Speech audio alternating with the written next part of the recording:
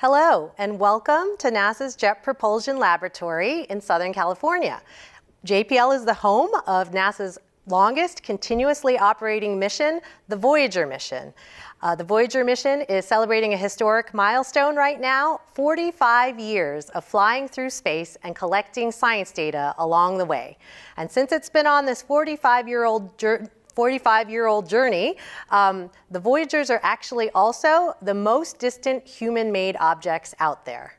I'm Jari Cook with JPL's Digital News and Media Office, and I am here with a full-size model of Voyager. So there are two Voyager spacecraft, and they look just like this. So right now, we're right in between the two launch anniversaries. The first Voyager launched on August 20th, and the second Voyager launched on September 5th. And so we're here today to talk to you some more about Voyager, and I've got two extremely knowledgeable guests about the mission. The first speaker is going to be Linda Spilker, the Deputy Project Scientist, and then we're going to have a propulsion engineer, Todd Barber, to talk to you today. So we are going to take your questions. So if you're online now, you can drop your questions in the chat or in the comments box, and we will try to get to as many as we can. All right, so let's start with Linda. Come on over here, Linda. I'm really excited to talk to Linda because she's been with the mission a long time, actually got her start in her career with the mission. So welcome, Linda. It's great to be here, Jari. Yeah, I'm excited to have you here. So why don't you catch us up? Where have the Voyagers been and where are they going? And actually, where are they right now? Well, both Voyager spacecraft have been out in space since 1977, and they flew by the four outer planets. Voyager 1 and 2 flew by Jupiter and Saturn, and then Voyager 2 continued on alone to Uranus and Neptune. And only Voyager 2 has flown close to Uranus and Neptune so far. And then there are about 2 decades where the Voyagers continued on past the planets toward the edge of this bubble where the solar wind pushes out, meets with the interstellar wind, and forms what we call the heliosphere. In fact, if you look at this graphic, Jari, you can see that giant bubble. It's moving through space like a comet. You can see the two Voyager spacecraft toward the nose of that bubble with the tail going out behind. And in interstellar space, they're measuring what you would see from explosions from supernova. And Voyager 1 is about 15 billion miles away from the sun.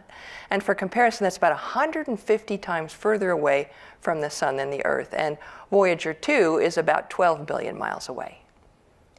Yeah, so they're extremely far away, and yet they're still operating. So why are scientists so excited that the Voyagers are still operating after 45 years?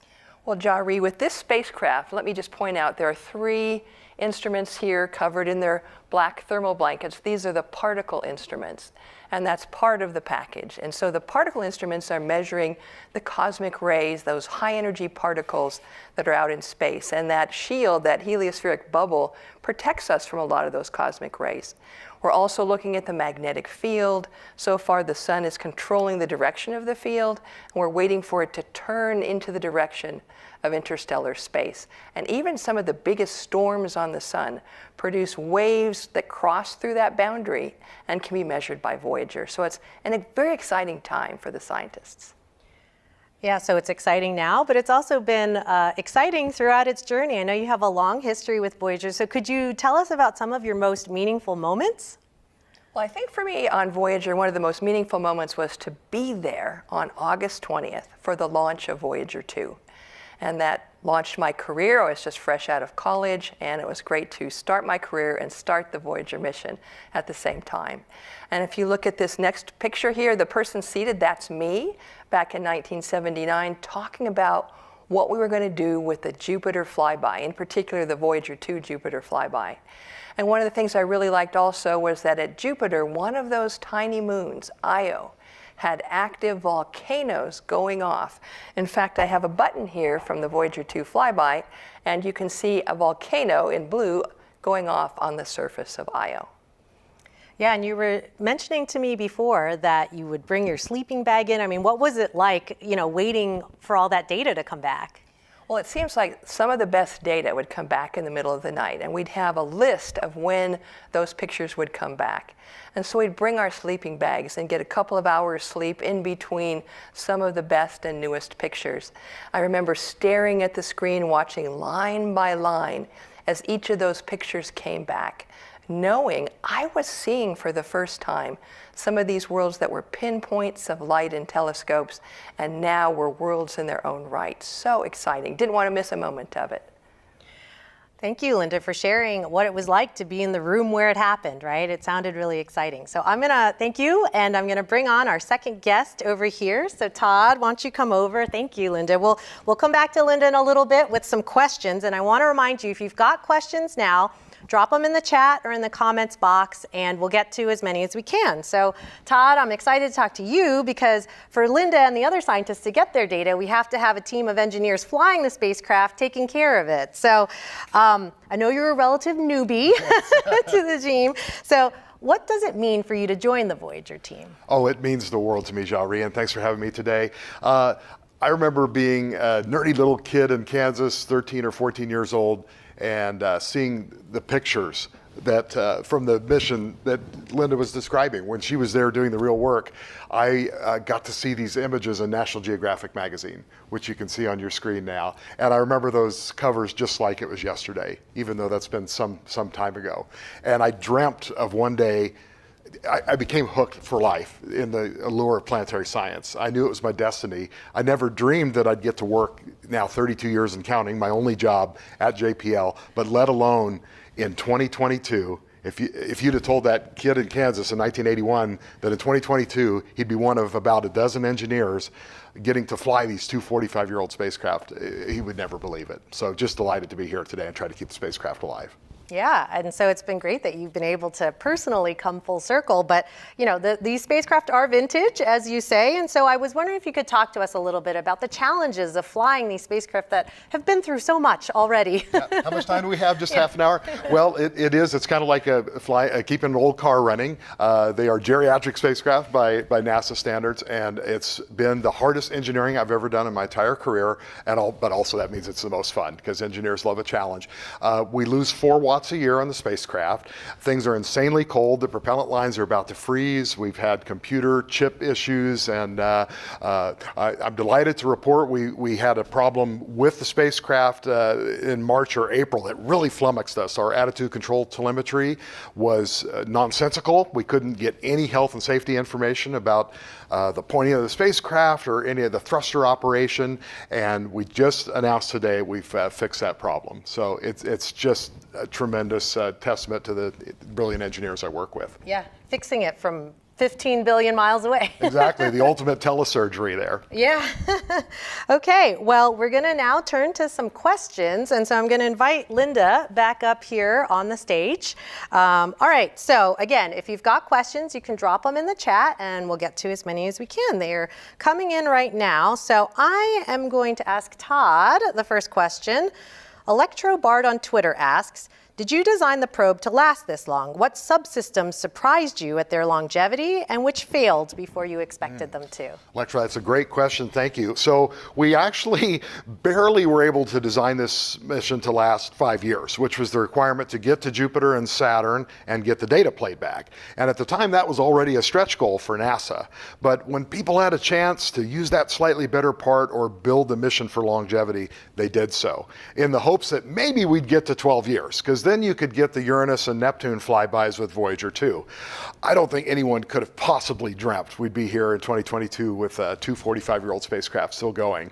I've mentioned some of the problems we've had along the way. We had some early failures. The radio receiver on one of the spacecraft failed within the first day. So we've had to use a few backup systems here and there. Personally, I'm most excited about the thrusters. We have a prime branch, a backup branch, and both of those have seen degradation, and ordinarily that would be the end of any mission. Good old Voyager had another trick up its sleeve. Underneath the spacecraft, there's a third set of thrusters called TCM thrusters, trajectory correction maneuver thrusters. And we've actually been able to use those to control pitch and yaw on Voyager since about 2018, 2019 for both Voyager 1 and Voyager 2. never really designed to do that, but some genius thought, let's write the software just in case we have to do that. We turned on those thrusters for the first time in 30 years in Voyager 2's case, in 37 years in Voyager 1's case, and they started right up and have been controlling pitch and yaw ever since.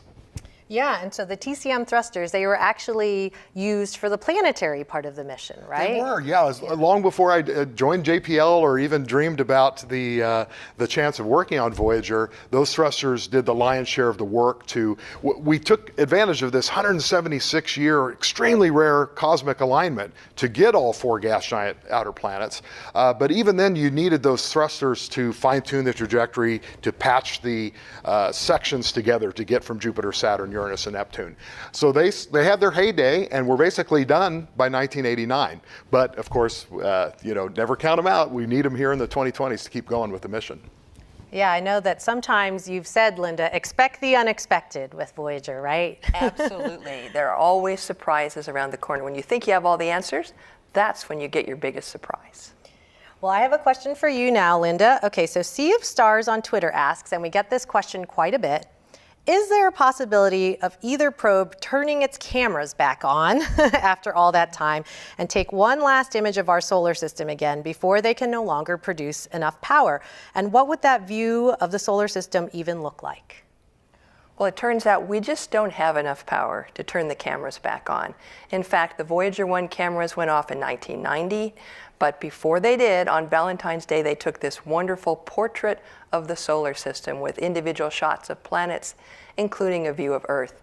If we could turn the cameras back on now and look back at our solar system, it would have shrunk down to something that's quite small. And our sun is starting to look like one of the ordinary stars you might see at night. It's still brighter, but it's getting close. Thank you. Yeah, and I know that one of the last pictures it took was that pale blue dot image of Earth. Do you want to talk about that? Yeah, it was really an interesting and spectacular picture. In looking at the pictures, it was kind of hard to find some of the planets.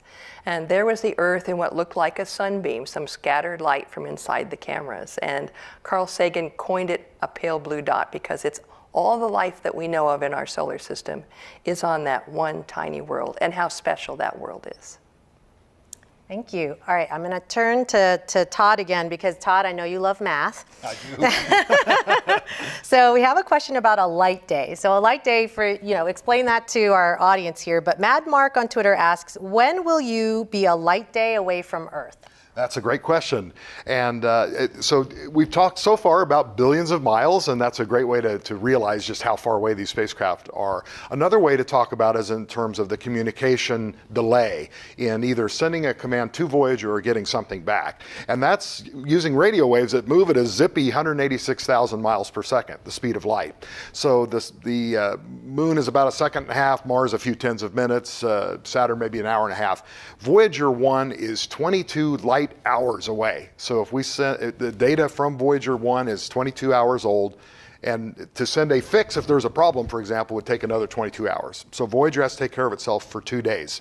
That number keeps increasing, and I did the math, and it's November of 2026 when Voyager 1 reaches 1 light day from Earth. So I think we should celebrate that right before the golden anniversary in August and September of 2027. Yeah. But lest we think we've gone a long way, the nearest star is 4 light years away. So even after 50 years, we're only 1/1500th of the way to the nearest star. Yeah, that's amazing. The sense of scale is a little different where the Voyagers are than here. Okay, I got another question for you, Todd.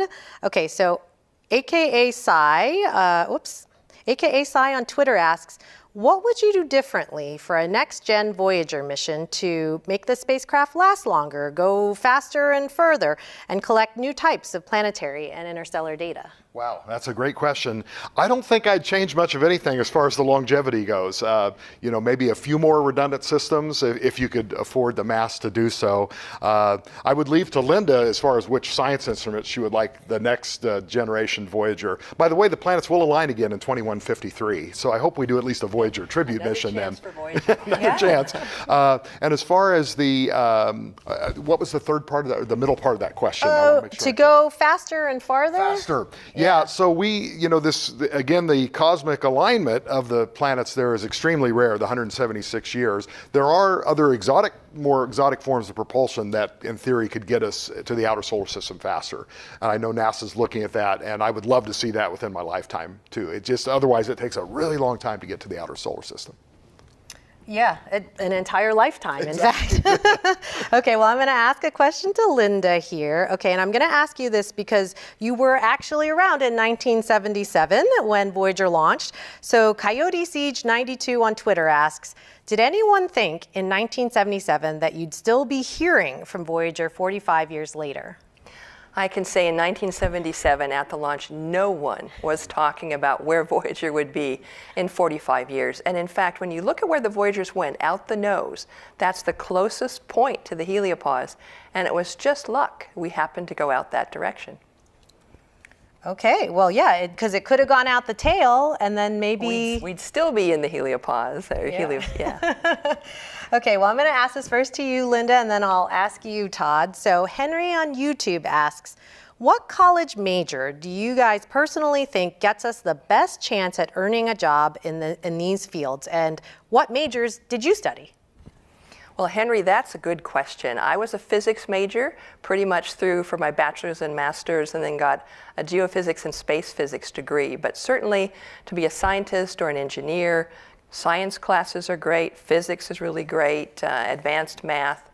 Those are the kinds of classes that would prepare you, say, for a job at JPL. Great, and what about you, Todd? Yeah, I have bachelor's and master's degrees in aerospace engineering from MIT. And what I've found, though, at JPL, if it's a science degree or an engineering degree of any sort, we probably have a place for you here. I mean, as an example might be civil engineers that learn how to build Martian habitats using Martian soil. We have navigators and mathematicians. Biology's a big thing, looking for life outside of planet Earth. So you wouldn't think necessarily space travel would involve the biological sciences. But really, any STEM kind of background, there could be a position here at JPL. Yeah, there's been lots of different, I've met so many people who've started one way and did other things. I know there's people who've worked in even pharmaceuticals, and then they came and did sort of astrobiology here. So, okay, let me ask you another question, Todd, and if you don't know this, then I might ask you, Linda.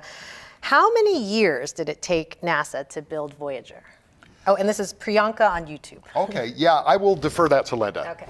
Yeah, I'm not sure exactly how many years. I think the concept really got started sort of in the late 60s. The opportunity was available. And I know that Ed Stone became project scientist in 1972, so I'm sure they were hard at work building Voyager in the 70s. It's safe to say that we were lucky, extremely lucky, because probably 5 years earlier, 10 years earlier, we wouldn't have had the technology to take advantage of this 176-year opportunity. So we'll take a bit of luck whenever we can get it too. Yeah, and one of the things that made Voyager last so long was that you guys did a lot of redundant systems, right? So that you had backups. So I imagine you wouldn't just build one thing, but you had to build two, right? Right. All of the computers are redundant on Voyager. And we knew from an earlier flyby of Pioneer going by Jupiter that Jupiter's radiation environment was quite harsh. So we did a lot of things to radiation harden the two Voyagers, and that stood them in good stead not just for their Jupiter flybys, but now in interstellar space, where those cosmic rays or high energy radiation is greater, that extra little protection is at work still.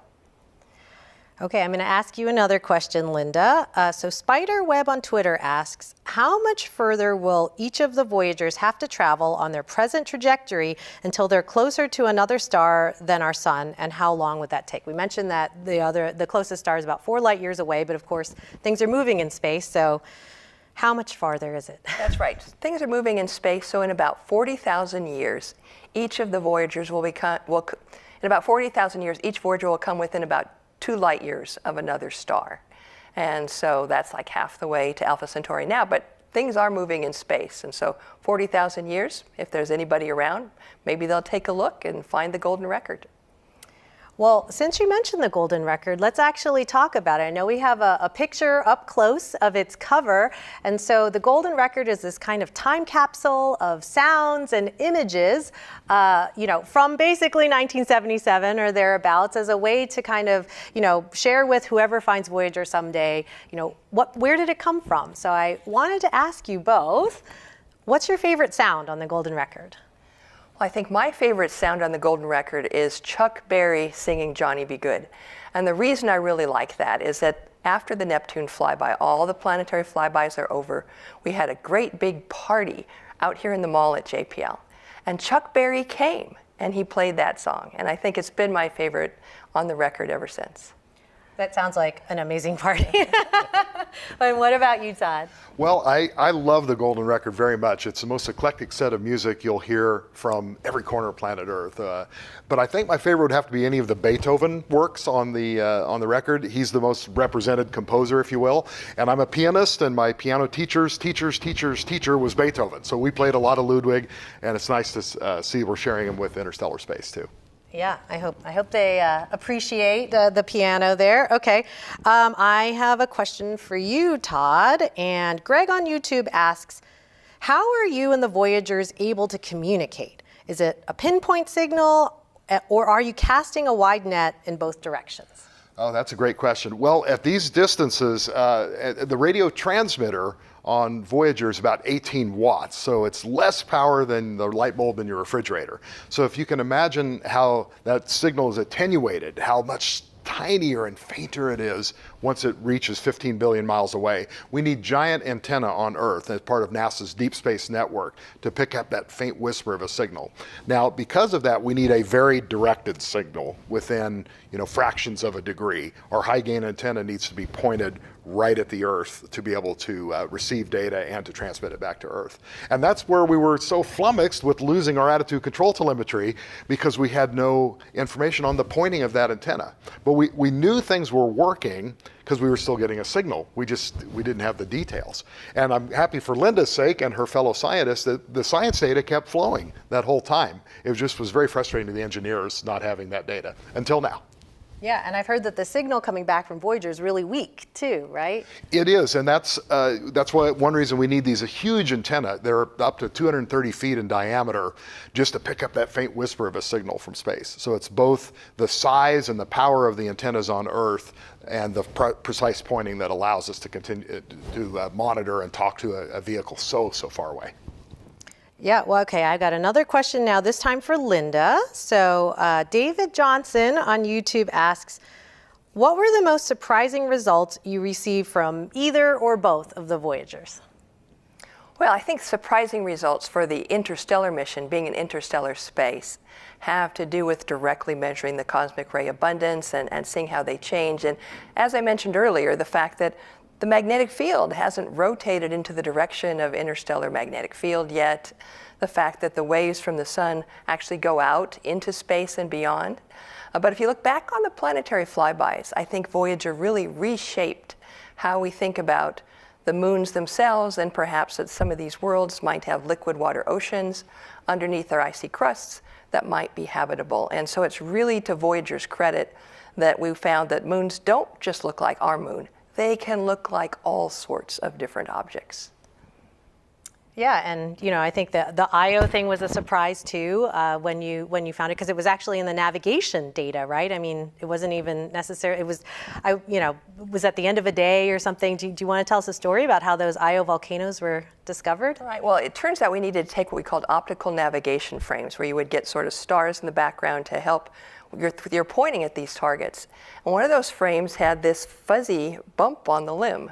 And so had to rule out, could it be like a bright galaxy? Could it be another moon peeking out from behind Io? And it turned out you rule out all those probabilities, and suddenly it's something coming from the surface of Io. As we started to look more closely, we noticed areas that looked like volcanoes, and they were erupting even as we could see them in the Voyager pictures, and forming this ring of where that lava came back down. It was just incredible. And then Neptune's most distant moon, Triton, it also had geysers, and that was a complete surprise. So far from the sun, so cold, and yet these little tiny black wisps coming up from the surface of Triton. So many surprises with Voyager. All right, well, I'm going to ask you another question, and maybe you can take this as a more general one, even to just explain, the directions the Voyagers are heading. But Bruce McNinch on YouTube asks, have there been any unexplained changes in speed or direction for either of the Voyagers? Aha. In other words, have we flown close to something that perturbed us a little bit? Well, so far, to the best of our knowledge, no, there's nothing that's happened to the Voyagers that have changed their speed or direction in an unexpected way. If you fly close to a large gravitational mass like a planet, that would bend your trajectory, and that's what we did early on in the mission. So far we haven't seen anything, but who knows what's out there. Yeah, and the reason that we kind of bent upwards and bent lower is because there were certain things you guys wanted to see on the planetary voyage? Right. Well, with Voyager 1, we wanted to go close to Saturn's moon Titan. And in doing that, it bent us out of the plane of the planets, bent us upward. And with Voyager 2, we wanted to fly very close to Neptune's moon Triton. And so to do that, we flew over the pole of Neptune and down to catch Triton, and then kept going out of the solar system that way. Great. Okay, I'm going to ask one last question to you, Todd. Okay. Travis Winch on YouTube asks, keeping the probes online is one thing, but how do you maintain the ground systems that could be as old as the probes, or are all the ground systems completely modern? Oh, Travis, that's a great question. And it is a real struggle. As you can imagine, back in the days when Voyager was launched, it's punch cards and tape drives and things like that. So we have struggled with that. We've also done a number of spacecraft moves, from off the JPL facility back on, and inevitably some problems might pop up during these transitions just to keep these old systems running. It's useful to have some people that understand assembly language and the old code too. But yeah, it's definitely one of the major problems here that we have to deal with on Voyager to keep getting data in the 21st century. Okay, all right, well, let's see. I think we're gonna wrap it up here because I think this is basically all the time that we have. And I wanted to say thank you to Linda and thank you to Todd for joining us today to take your questions on Voyager. And so for all of you at home, if you wanna follow Voyager's journey on social media, you can follow at NASA JPL and at NASA Voyager. And so to kind of take us out, because Voyager took so many beautiful images of our solar system, we have a montage of images for you from the Voyager journey to the outer planets. And so enjoy this space odyssey.